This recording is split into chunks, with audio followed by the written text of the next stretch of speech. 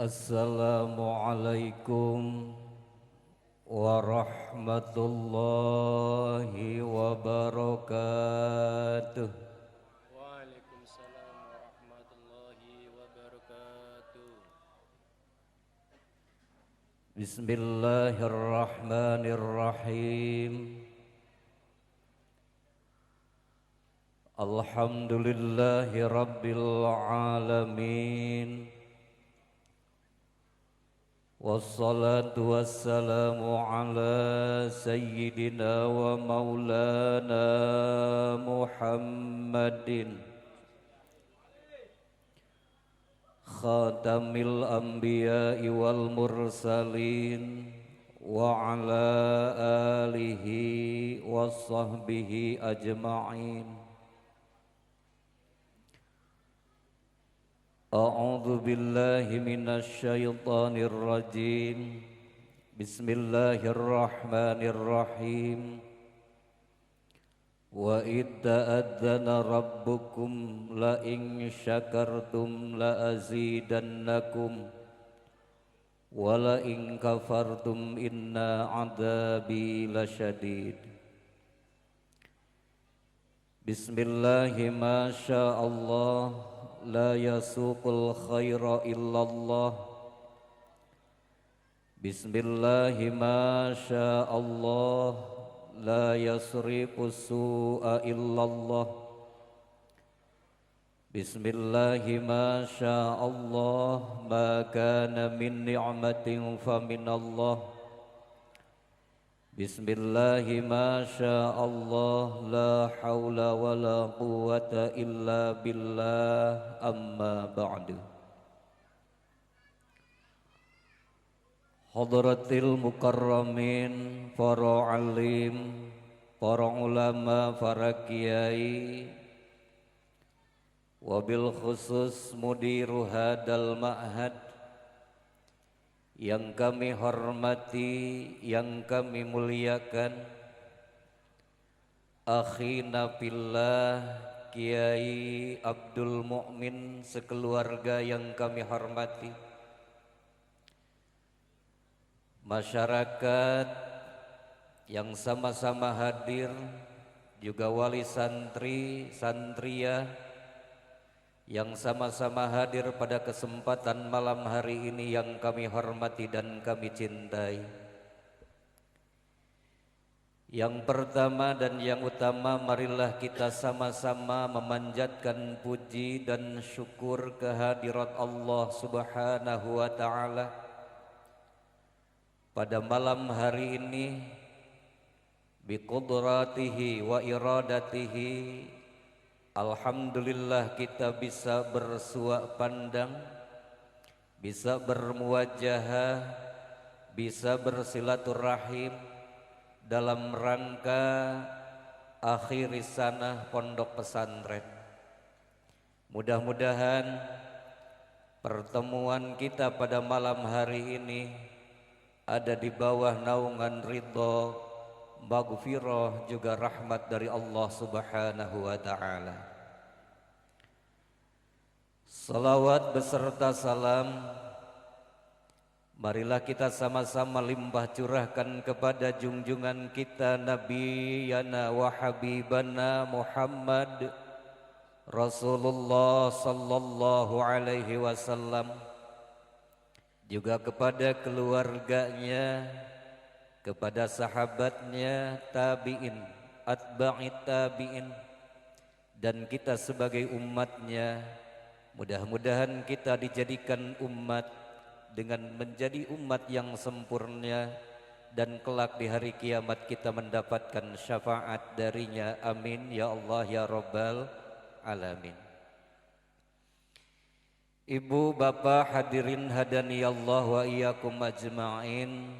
Terlebih dahulu kami memperkenalkan diri. Kami serombongan ini teman-teman dulu waktu mondok pesantren di Kaliwungu, dan beliau ini adalah senior saya. Sudah 25 tahun gak ketemu. Alhamdulillah melalui grup 93 yang dimotori oleh Pak Ustadz Nanang, akhirnya sahabat-sahabat kami yang sudah berserakan di mana-mana bisa dihimpun kembali dan satu persatu bisa bertemu kembali. Dan pada malam hari ini alhamdulillah saya punya kesempatan untuk bersilaturahim dengan Pak Kiai Abdul Mukmin ini. Mudah-mudahan silaturahim kami dan sahabat-sahabat kami ini juga adalah teman kami dari Tegal, yang ini dari Brebes, yang ini dari Sumber, yang itu dari mana itu? Palimanan. Alhamdulillah janji ketemu pada malam hari ini, kami bisa sama-sama ngobrol, ngeriung, ngerokok dan ngopi bersama.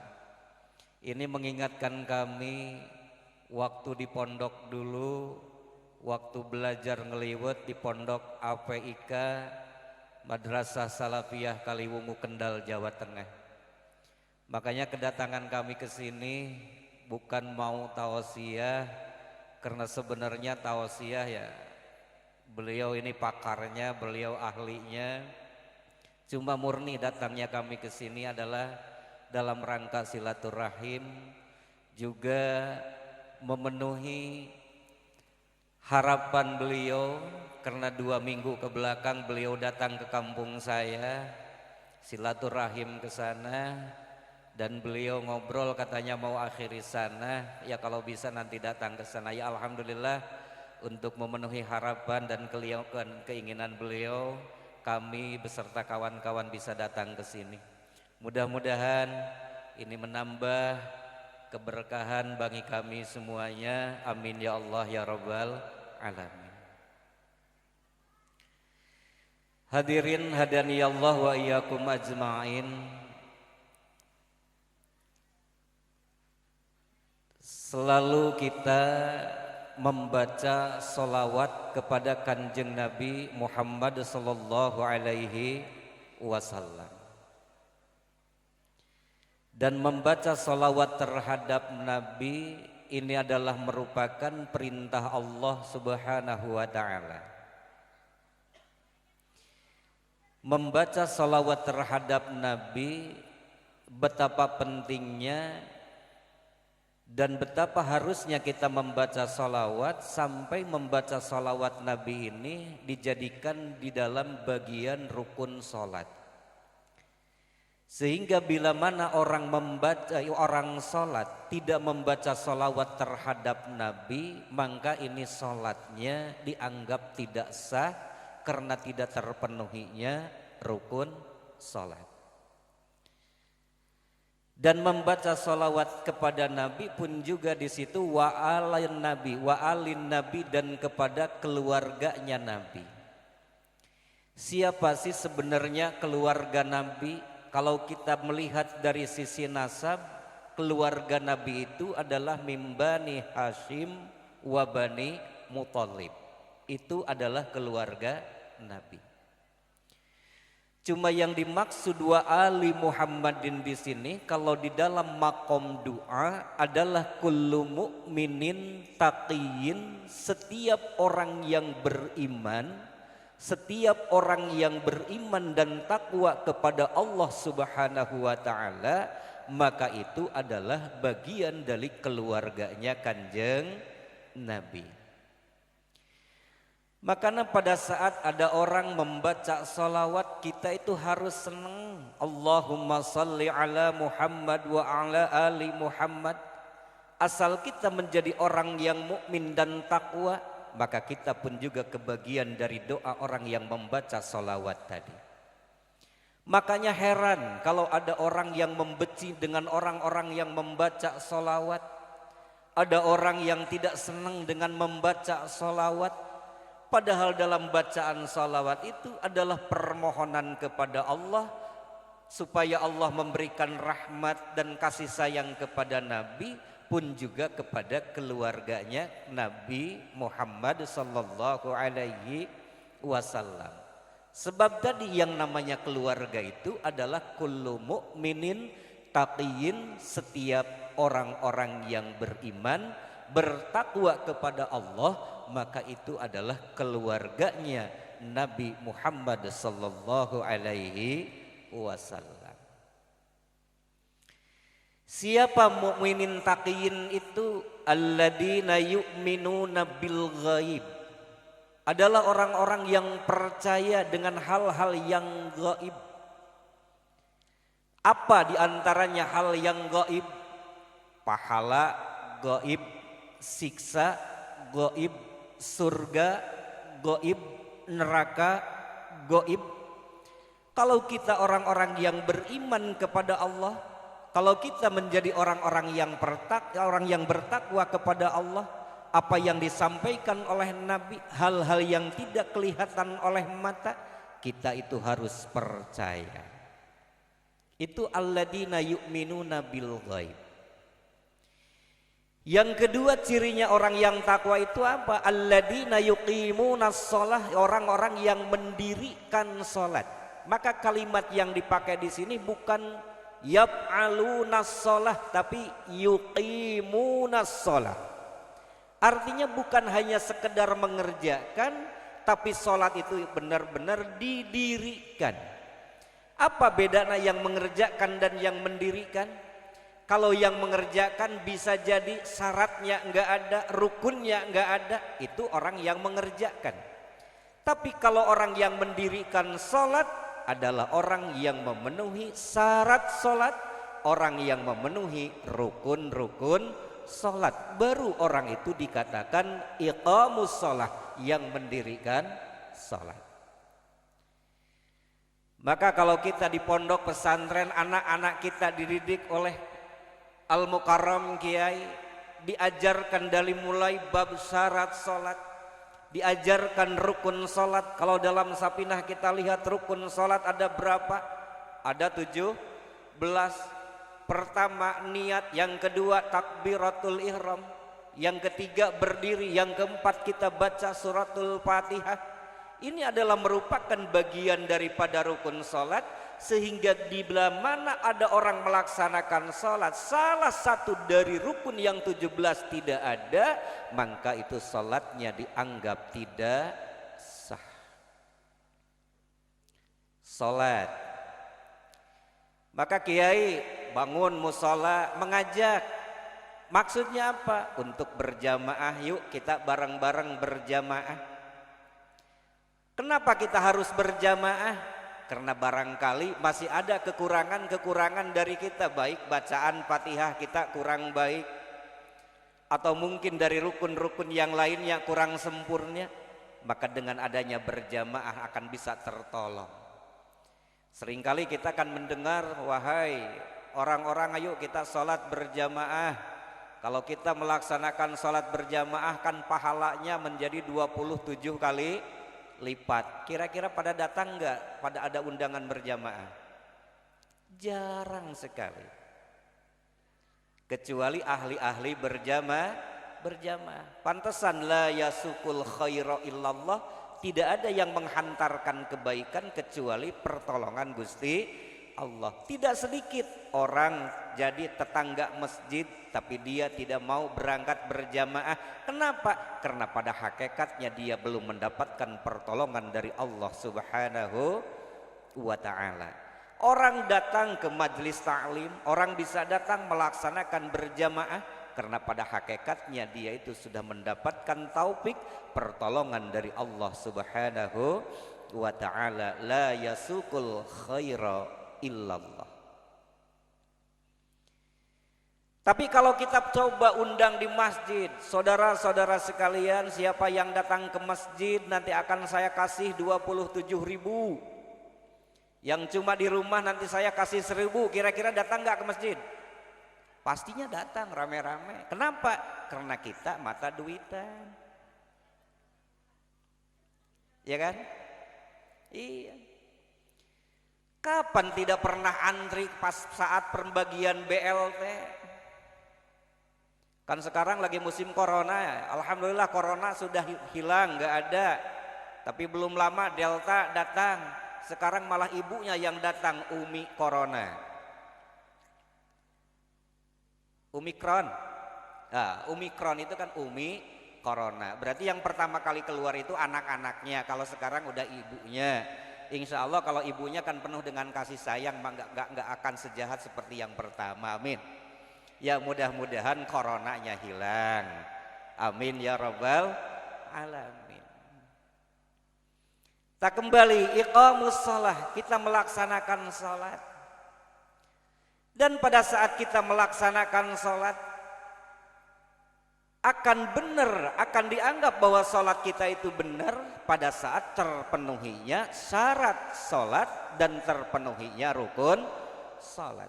Makanya alhamdulillah dengan adanya pesantren di sini, anak-anak kita mudah-mudahan menjadi anak-anak yang ahli salat, ahli ibadah. Kenapa? Karena pada saat Nabi Ibrahim alaihi salam saat menyimpan duriyahnya, istrinya, Rabbi inni askantu biwadin ghairi di zar'in inda baitikal muharram. Apa yang beliau pertama kali meminta kepada Allah? Rabbana liyuqimus shalah. Istrinya dia simpan di padang Syahara di Mekah. Anaknya beliau simpan yaitu Nabi Ismail alaihi salam ditinggalkan di satu lembah yang pada saat itu lembah tidak ada apa-apa, biwadin ghairi di zar'in. Tapi apa yang beliau pinta kepada Allah? Rabbana liyuqimus shalah. Ya Allah, jadikan anak-anak kami adalah anak-anak yang bisa ibadah, anak-anak kami anak-anak yang bisa melaksanakan salat kepadamu ya Allah. Artinya apa? Berarti pendidikan agama ini betapa pentingnya. Jadi tidak cukup anak-anak kita hanya dijejeli dengan jasmaninya, masih makan yang enak-enak, 4 sehat, 5 sempurna umpama, makanan yang enak-enak, sementara ruhaninya tidak terisi, maka jadinya anak kita akan menjadi anak yang gersang. Seperti mana yang dicontohkan oleh Nabi Ibrahim, Rabbana liyuqimus shalah. Ya Allah, jadikan anak dzurriyyah kami adalah anak-anak yang bisa beribadah kepadamu ya Allah. Setelah meminta kepada Allah Rabbana liyuqimus shalah faj'al afidatahum minan nas tahwi ilaihim. Ya Allah, jadikan anak kami, dzurriyyah kami itu sebagai pemimpin yang disenangi oleh kaum-kaumnya, yang disenangi oleh masyarakatnya. Artinya apa? Berarti pada saat kita akan menjadikan anak dibidik untuk menjadi seorang pemimpin, maka jangan lupa penuhi dulu ruhani anak-anak kita. Jangan terlalu mementingkan urusan jasmaninya, tapi yang perlu kita pentingkan itu adalah juga urusan ruhaninya. Nah, selanjutnya dari ayat itu pajal abdatum dan nastawilayah wajah. Bagaimana kata sananya? Warjukhum minats samarat. Artinya apa? Di sini Nabi Ibrahim meminta kepada Allah juga, ya Allah berikan rizki kepada dzurriyyah kami. Betapa pentingnya berarti ibadah, ya, menjadi pemimpin. Oke. Pun juga pada saat kita menjadi pemimpin, mudah-mudahan Allah berikan rizki kepada kita, rizki yang halal, yang thayyiban. Seperti halnya Al-Mukarram di sini. Mudah-mudahan Allah panjangkan umurnya, Allah berikan kelimpahan rizkinya, dan anak-anak yang menjadi anak-anak yang soleh. Amin ya Allah ya Rabbal alamin. Nah, baru yang terakhir la'allahum yashkurun. Artinya apa? Kita harus bersyukur kepada Allah Subhanahu wa ta'ala. Ibadah, menjadi pemimpin, rizki yang halal, dan kita selalu bersyukur. Kenapa kita dituntut harus bersyukur? karena dauhan Allah, la in syakartum la azidannakum wa la in kafartum inna adzabi lasyadid. Maka pada saat kita bersyukur terhadap nikmat-nikmat yang diberikan oleh Allah, cuma kadang-kadang kita kalau mengukur nikmat itu ukurannya kan duit, beras gitu kan. Sementara apa yang ada dalam badan kita kadang-kadang kita menganggap bukan bagian daripada nikmat. Padahal coba ibu, pernahkah ibu menghitung berapa gigi ibu? Bu, ada berapa jumlahnya gigi ibu, gigi bapak? Pernah nggak dihitung nggak? Nggak pernah kan? Sama halnya kita pakai baju, kalau kita tanya kancingnya berapa, pasti kan kita nggak tahu. Pak, itu kancing baju bapak berapa? Pasti kita dihitung dulu, baru bener, ya kan? Padahal tiap hari kita pakai itu baju loh. Sama halnya kita umpama baru coplok gigi kita satu, datang ke tukang tambal gigi, minimal harga gigi berapa? 200.000. Itu di tukang tambal gigi.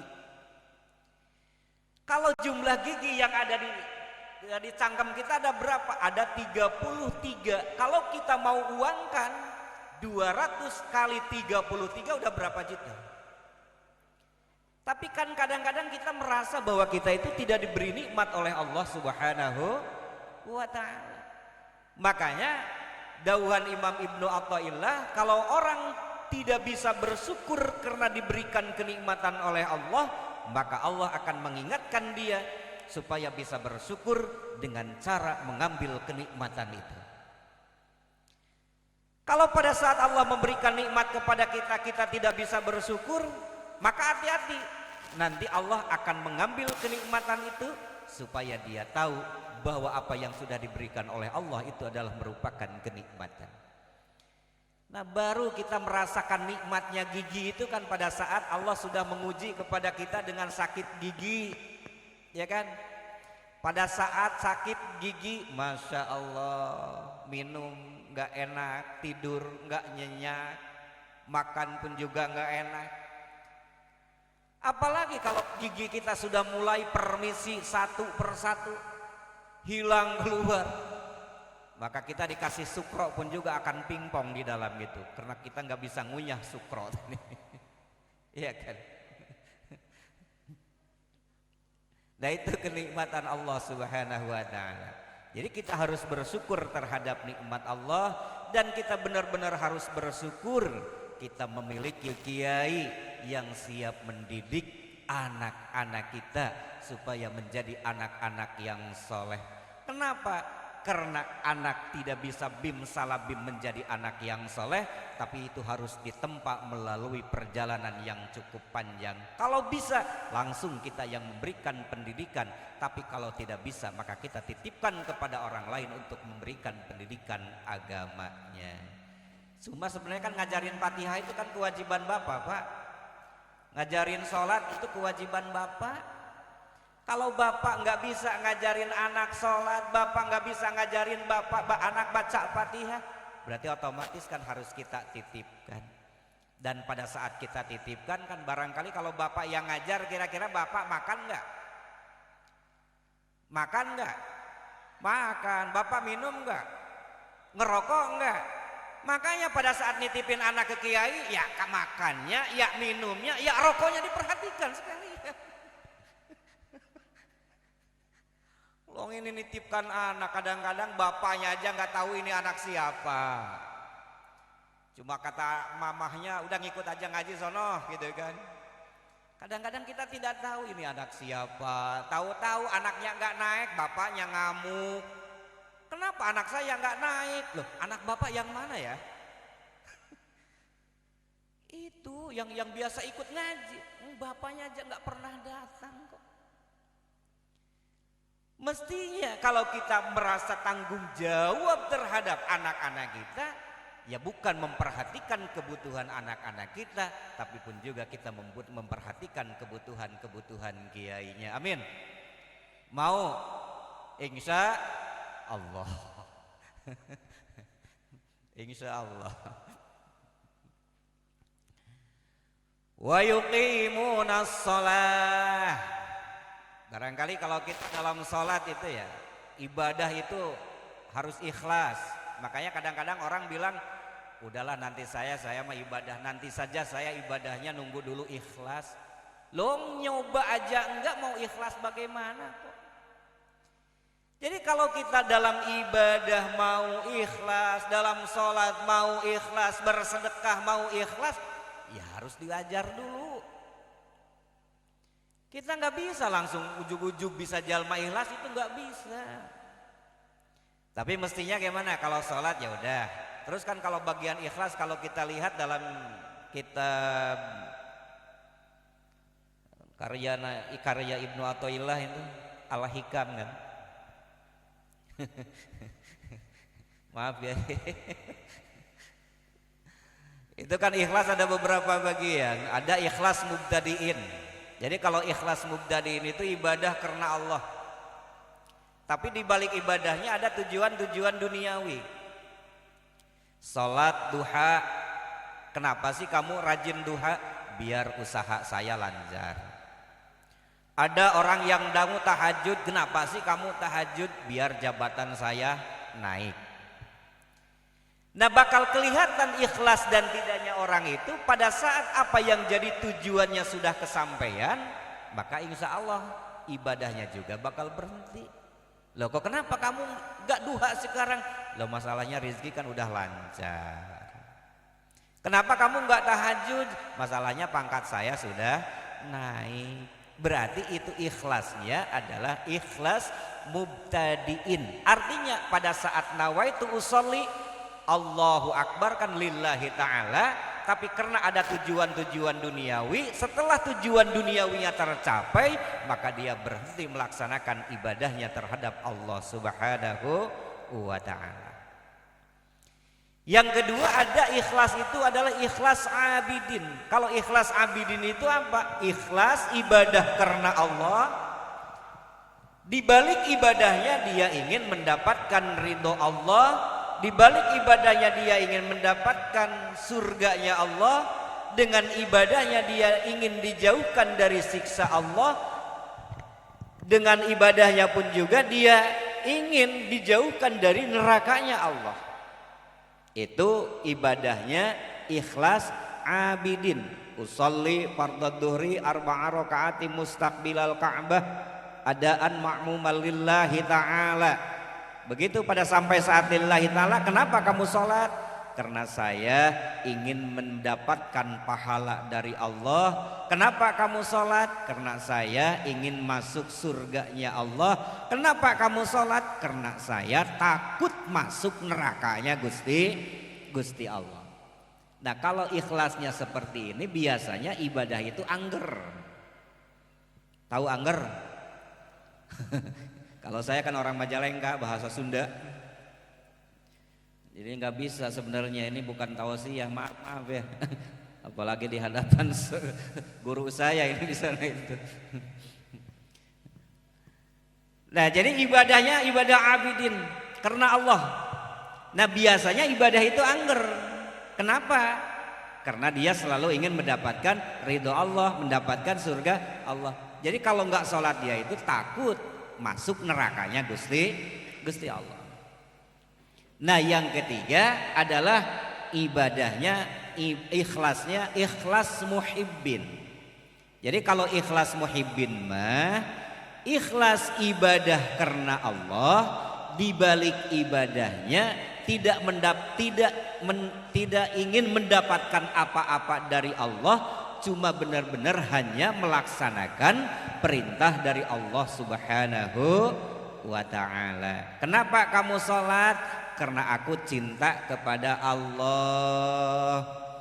Kenapa kamu sholat? Karena aku melaksanakan perintah Allah. Bagaimana kalau kamu mau dimasukkan neraka sama Allah? Enggak apa-apa, yang penting dengan ridhonya Gusti Allah. Masuk neraka juga enggak apa-apa, yang penting ada ridhonya Gusti Allah. Emang ada makhluk Allah yang masuk neraka enggak apa-apa? Ada. Malaikat Jabaniyah, Malaikat-malaikat yang ada di neraka itu enggak merasa panas. Kenapa? Karena memang adanya di tempat itu dengan ridhonya Gusti Allah. Apa ada makhluk yang masuk surga tanpa ridho Allah? Ada. Siapa itu? Iblis. Makanya adanya di surga karena tanpa ada ridho Allah, iblis enggak betah adanya di surga. Kenapa? Karena adanya di situ tidak dibarengi dengan ridho Allah. Makanya yang kita cari dalam riungan pengajian, dalam riungan majlis ilmi, dalam riungan bersolawat, yang kita cari adalah keridhoan Allah Subhanahu wa ta'ala. Apapun yang namanya perintah Allah kita laksanakan, karena sesungguhnya di balik perintah itu ada manfaat yang bisa kita rasakan. Apa yang dilarang oleh Allah kita jauhi, karena sesungguhnya di balik larangan itu ada mafsadat yang kurang baik bagi kita semuanya, yang tidak baik buat kita semuanya. Nah, ikhlas muhibbin. Jadi kalau ikhlas muhibbin itu ibadah karena Allah, di balik ibadahnya tidak ingin mendapatkan surga, tapi cuma benar-benar melaksanakan apa yang diperintahkan oleh Allah. Makanya konon katanya ada wali, cuma saya lupa namanya itu. Orang itu ahli ibadah terus, siang malam ibadah. Malaikat yang ada di atas tuh merasa gumun dengan ibadahnya orang tadi itu. Cuma begitu dilihat di Lauhil Mahfuz, dalam catatannya itu bahwa yang ahli ibadah itu ternyata dia itu min ahlin nar, ahli neraka. Akhirnya malaikat turun ke bawah karena kasihan. Pak, Bapak siang malam ibadah kepada Allah, sebenarnya Bapak itu kan min ahlin nar. Jadi Bapak sudah tercatat bahwa Bapak itu adalah ahli neraka. Orang yang ahli ibadah itu gimana jawabnya? Enggak apa-apa, saya masuk neraka karena saya ibadah ini murni hanya melaksanakan perintah Allah. Persoalan Allah akan memasukkan saya di neraka, itu mah Allah yang punya kekuasaan. Andaikan saya akan masuk surga pun juga itu Allah yang punya kekuasaan. Saya tidak punya kuasa apa-apa. Karena perintah Allah datang kepada saya untuk ibadah, maka saya laksanakan ibadah. Wa ma khalaqtul jinna wal insa illa liya'budun. Akhirnya malaikat naik lagi ke atas. Naik, lihat orang tetap masih ibadah. Begitu malaikat naik ke atas, dilihat lagi di Lauhil Mahfuz, ternyata catatannya itu oleh Allah sudah dirubah. Yamhullahu ma yasha wa yusabbitu wa indahu ummul kitab. Kalau di dunia ini adalah bukan hal-hal yang mustahil, segala sesuatu masih bisa berubah. Jadi makanya umpama hari ini kita tidak punya apa-apa, jangan pesimis hidup itu. Sebab Allah bisa merubah dari ketidakpunyaan menjadi punya. Kalau ya orang yang sudah di atas, jangan terlalu optimis hidup itu. Karena bisa saja Allah akan merubah dari keberadaan menjadi tidak ada. Ini dunia. Nah begitu dilihat di Lauhil Mahfuz itu gimana? Nah ternyata oleh Allah sudah dirubah lagi tulisannya itu. Min ahlil jannah, bahwa yang ahli ibadah itu adalah ahli surga. Akhirnya malaikat turun lagi ke bawah. Seneng dia itu. Alhamdulillah Pak, Bapak itu sekarang sama Allah sudah dirubah kedudukan Bapak, tempat Bapak bukan di neraka tapi Allah sudah siapkan surga. Bagaimana kata orang tadi? Girang enggak? Enggak, biasa saja. Ya udah enggak apa-apa. Kalau Allah mau merubah itu hak Allah kok, bukan hak saya. Loh kok gitu?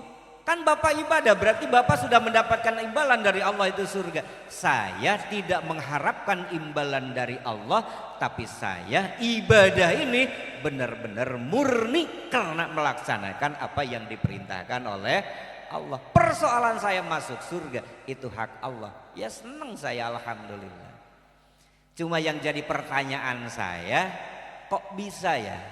Kenapa saya pertama kali oleh Allah dicatat min ahlin nar, yang sekarang saya dirubah oleh Allah menjadi ahlil jannah. Kesalahan saya itu apa? Ternyata kesalahannya cuma kurang baik dengan orang tuanya. Jadi pernah ada hal-hal yang kurang mengenakan kepada orang tuanya. Nah, kalau orang tua ini kan ada dua, ada orang tua jasmani, ada orang tua rohani. Orang tua jasmani siapa? Orang tua yang memberikan makan minum pada kita, yang memberikan pakaian kepada kita, itu adalah orang tua biologis kita. Orang tua yang memberi makan, memberi minum.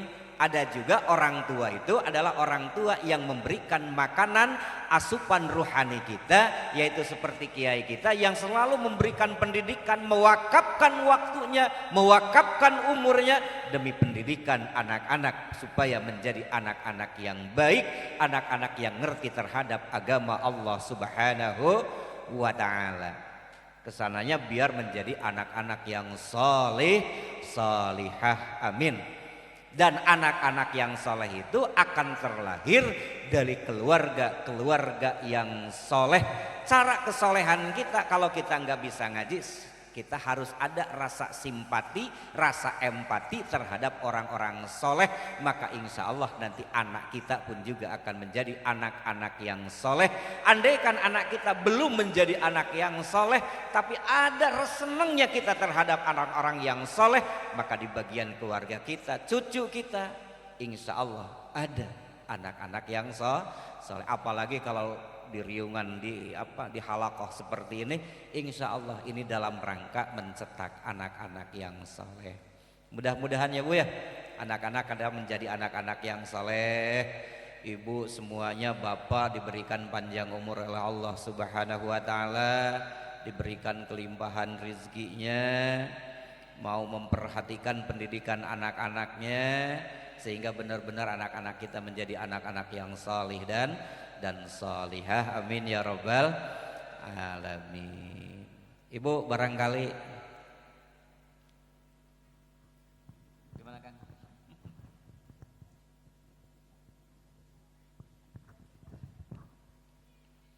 Cukup segitu aja Bu ya.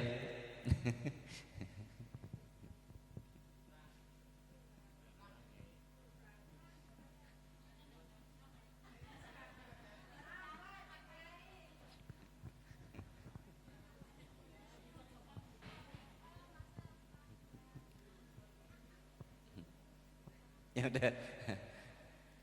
Nah, jadi kita harus berbuat baik terhadap orang tua. Ternyata dengan adanya kita membuat ketidakenakan terhadap orang tua tadi, menjadi sababiyah bisa jadi celaka. Orang tua kita itu dua. Makanya kalau santri-santri ini berbaik-baiklah dengan orang tua biologis kita, dan berbaik-baik pula lah dengan orang tua yang menjadi yang memberikan asupan rohani terhadap kita. Bahkan Imam Ibnu Athaillah itu kalau nggak salah saya lihat itu uququl ustad la taubatalah, masya Allah. Jadi menyakiti terhadap ustadznya itu sulit untuk ditaubatinya. Makanya saya juga suka heran. Kadang-kadang ada santri yang di pondok pesantren rajin banget ngajinya, wekel, cuma kurang baik terhadap gurunya. Pada saat nasrul ilminya terjadilah hirman, terhalang. Ada juga santri itu yang selalu tiap harinya itu ngaji yang enggak, cuma apa yang jadi kebutuhan kiainya. Kadang-kadang nyapu di rumahnya, mencucikan pakaiannya. Barangkali kiai mau pergi kemana, sendalnya itu langsung diambil. Maksudnya barangkali nanti ada yang ngambil orang kan gitu kan. Dijagain terus. Pada saat pulang ke rumah, barangkali itu karena berkah khidmat terhadap kiai, berkah khidmat terhadap pesantren, maka Allah bukakan putuh ilmunya dan Allah bisa memberikan bisa untuk nasrul ilminya. Kembali kepada laptop tadi, al-muttaqin, menjadi orang-orang yang takwa. Cuma ingat Bu, orang takwa ini bukan berarti orang yang tidak pernah salah. Orang takwa bukan berarti orang yang tidak pernah salah. Kenapa? Karena manusia biasa tidak ada yang maksum. Yang maksum makhluk Allah yang sudah benar-benar maksum, malaikat, para rasul, para nabi itu maksum. Ada makhluk Allah yang mal'un, yang selalu dilaknat oleh Allah. Siapa? Iblis. Itu mah dilaknat terus ila yaumil qiyamah.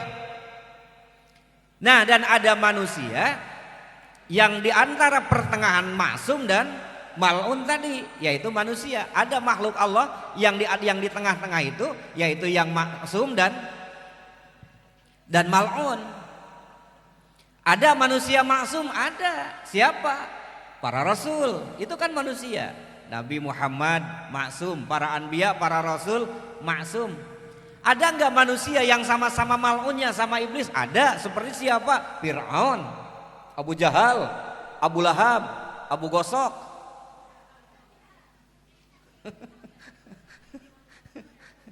Kemudian dia selalu dipakai gosok-gosok terus, itu mal'un. Provokator. Nah, jadi kalau manusia seperti kita ini, kalau kita menjadi orang-orang yang takwa, bukan berarti kita itu tidak, manusia itu tidak pernah salah. Tapi apa? Kalau orang takwa akan tahu dari mana dia masuk dan kemana dia keluar. Itu orang-orang takwa.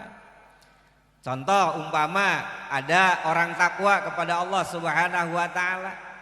Tadi saya katakan orang itu bukan berarti tidak pernah salah, tapi pada saat dia melakukan kesalahan akan ada rasa penyesalan dengan melakukan kesalahan tadi. Pada saat dia melakukan dosa akan ada perasaan penyesalan dengan melakukan dosanya, dan pada saat melakukan penyesalan maka akan dia cari jalan keluarnya, yaitu dengan cara taubat kepada Allah Subhanahu wa taala. Dan yang terpenting nih, kalau kita melakukan kesalahan, kalau kita melakukan dosa, jangan merasa bahwa itu adalah sesuatu yang benar. Tapi yang penting harus kita akui bahwa itu salah, bahwa itu adalah dosa. Yang paling salah ini orang sudah melakukan kesalahan tidak mengakui bahwa itu adalah salah. Maka itu adalah orang-orang takabur. Siapa orang seperti itu? Iblis. Kenapa dia sampai dilaknat, diusir oleh Allah? Karena dauhan Allah kalau kita lihat dalam surat Al-Baqarah, aba wastakbaro wa kana minal kafirin. Dia itu membangkang terhadap perintah Allah.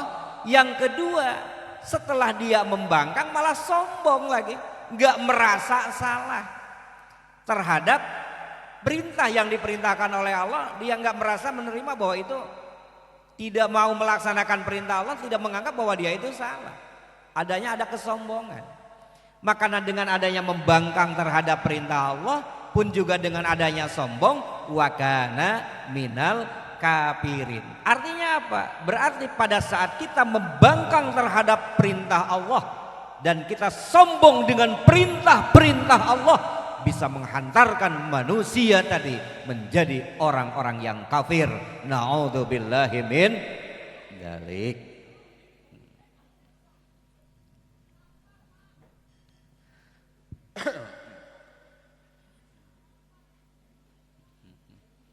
Tuh Bu, di depan mah kan udah disuguhin air ya. Padahal saya dari tadi pengen minum itu. Jadi panitianya baru inget.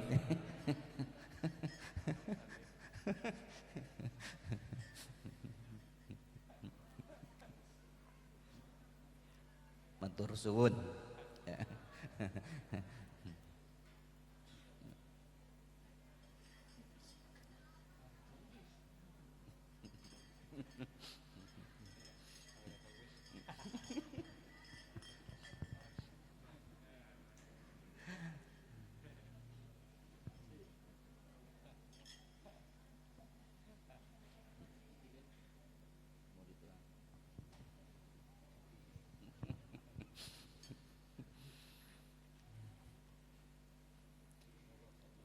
Jadi orang-orang yang takwa itu kalau melakukan kesalahan, dia tak mengingat bahwa ini adalah salah.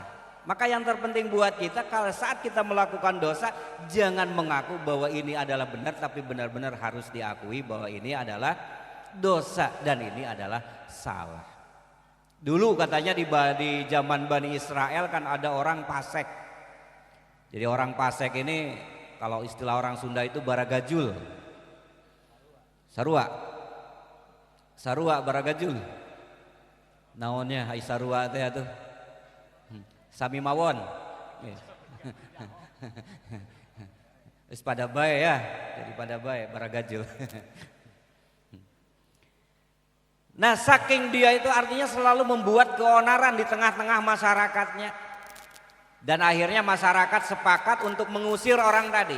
Udah kita keluarkan karena dia selalu mabok, selalu membuat keonaran.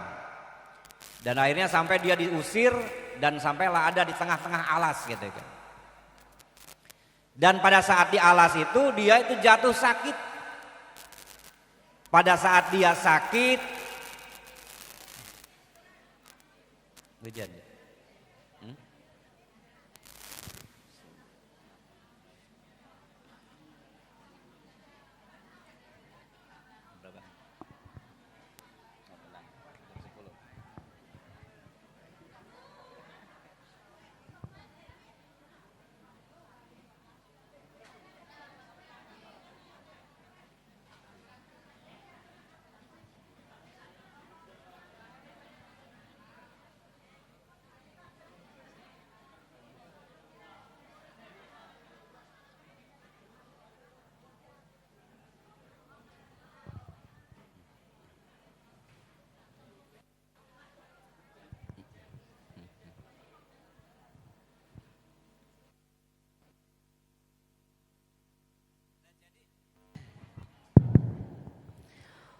Orang yang maksiat tadi, orang yang fasik tadi diusir dan sampailah dia di tengah alas. Jatuhlah sakit. Dan dia merintih memohon terhadap Allah Subhanahu wa taala, "Ya Allah, saya diusir dari tengah-tengah masyarakat saya." Kenapa? Karena memang saya selalu melakukan keonaran dan berbuat maksiat terhadap Engkau ya Allah. Tapi sesungguhnya ya Allah, pada saat aku melakukan maksiat, hati ini tidak ridho dengan apa yang aku lakukan. Pada saat aku melakukan dosa, sebenarnya aku tahu bahwa ini adalah dosa. Dan saya tidak ingin hati saya untuk melakukan sebuah dosa. Tapi kenapa saya selalu berbuat dosa? Satu yang mengajak saya bisa berbuat dosa adalah hawa nafsu. Yang kedua rafiqusu, teman yang jelek. Yang ketiga adalah iblis yang selalu menggoda saya dan mengajak saya untuk selalu bermaksiat kepada Engkau ya Allah. Satu itu. Terus yang kedua, ya Allah, andaikan ada dua orang datang kepada saya. Yang satu orang soleh, yang satu adalah orang yang toleh. Artinya yang satu orang baik-baik, yang satu orang yang tidak baik. Bila kedua orang tadi menyampaikan kebutuhannya kepada saya, maka saya lebih mendahulukan kebutuhan orang baik tadi ketimbang mendahulukan ke orang yang tidak baik. Andaikan ya Allah pada hari ini saya tidak mendapatkan ampunan-Mu, maka rugilah saya, rugi di dunia karena sudah karuan saya diusir dari kampung saya, dan andaikan saya mati pada hari ini pun juga kalau tidak masuk dalam rahmat Engkau ya Allah, maka kami pun juga akan menjadi orang yang rugi nanti di akhirat. Atas pengakuan terhadap dosanya dan permintaan ampunan terhadap Allah Subhanahu wa taala, maka Allah turunkan rahmat, turunkan pintu maghfirah dari Allah Subhanahu wa taala. Maka pada saat dia meninggal, matinya dalam keadaan husnul khatimah, terbawa iman dan Islamnya. Kenapa iman Islam itu terbawa? Harus terbawa karena tanpa iman dan Islam pada saat kita mati, maka kita mati dalam keadaan su'ul khatimah. Na'udzubillahi min dzalik. Yauma la yanfa'u malu wala banun illa man atallaha biqalbin salim. Artinya di hari kiamat harta anak tidak ada manfaatnya kecuali orang-orang yang datang kepada Allah biqalbin salim, artinya membawa keimanan dan keislaman. Mudah-mudahan iman Islam kita ini selalu bisa dipertahankan. Amin ya rabbal alamin. Orang takwa, kalau orang takwa itu salah, selalu dia mencari jalan keluar dari kesalahannya, tidak mencari pembenaran, tapi selalu dia bertobat terhadap Allah Subhanahu wa ta'ala. Yang kedua, orang takwa ini pada saat mendapatkan kenikmatan dari Allah selalu dia bersyukur. Jadi nikmat mau besar mau kecil selalu bersyukur. Alhamdulillah. Air jarang pun juga air putih yang disuguhkan, orang takwa itu selalu alhamdulillah. Ada air susu pun juga yang dikasihkan, alhamdulillah. Enggak pun juga alhamdulillah. Berarti rizkinya belum datang, ya kan? Alhamdulillah.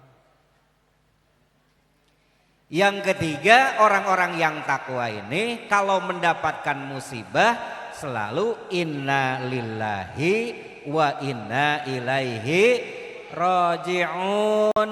Corona datang, inna lillahi wa inna ilaihi raji'un. Kita milik Allah, corona pun juga milik Allah, dan pada akhirnya kita kembalikan kepada Allah. Berbagai upaya, ikhtiar, usaha pemerintah dalam rangka menghilangkan corona, masya Allah luar biasa.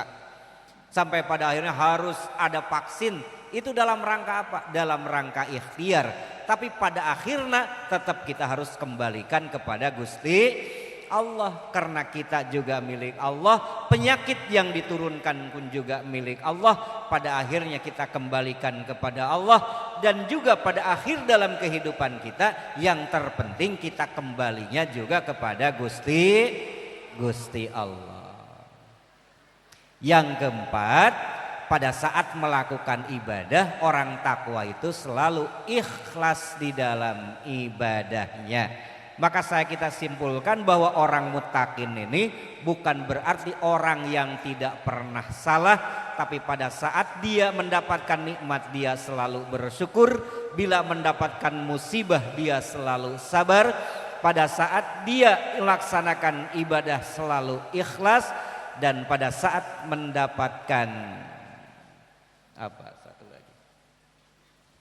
musibah selalu sabar terhadap musibah tadi. Ibu, bapak, hadirin hadaniyallah wa iyyakum ajmain. Barangkali itu sajalah yang dapat kami sampaikan. Ini mohon maaf yang sebesar-besarnya. Barangkali apa yang saya sampaikan ya udah karuan nggak bisa dimengerti atau nggak bisa dipahami, karena kadang-kadang saya sendiri kalau ngomong saya sendiri nggak paham gitu. Jadi apalagi yang mendengarkan. Cuma mudah-mudahan silaturahim kami dengan teman-teman kami di sini mendapatkan kemanfaatan, keberkahan khususnya bagi kami semuanya. Amin ya Allah ya rabbal alamin.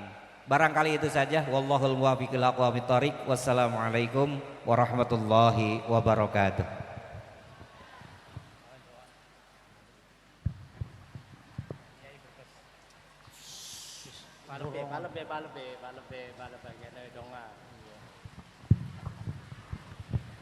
Allahumma salli wa sallim ala sayyidina wa ashrafina karimina wa dukhrina wa maulana Muhammad wa sallim radallahu wa baradallahu salatina ashabi sayyidina rasulina alhamdulillah rabbil alamin hamdan syakirin hamdan na'imin hamdan yuwafi ni'am wa fi mazidah ya rabbana lakal hamdu kam yanbaghi li jalali wajhika wa adil sultanik.